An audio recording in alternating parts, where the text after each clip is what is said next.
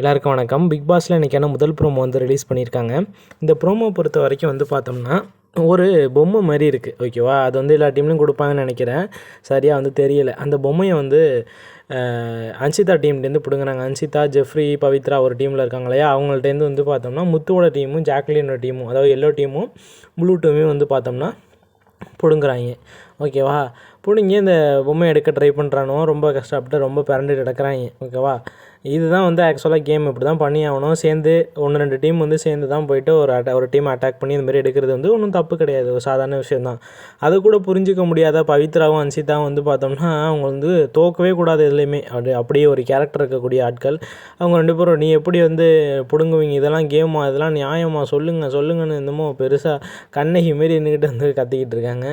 அப்புறம் வந்து பார்த்தோம்னா அவர்கிட்ட குடு பவி குடு, அவங்கள்ட்டே குடு அப்படின்னோடனே அன்சிதா சொல்கிறாங்க. உடனே அந்த பவித்ரா வந்து பொம்மையை ஒட்டிடுறாங்க, ஓகேவா?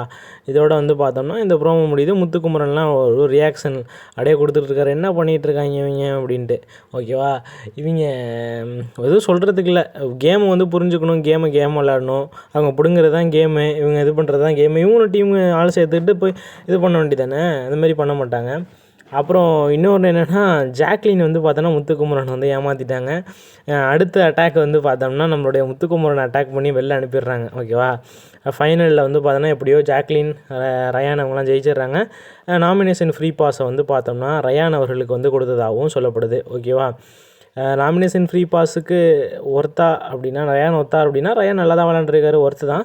பட் ஆனால் ஜெயிச்ச விதம் அப்படிங்கிறது தப்பு, ஓகேவா?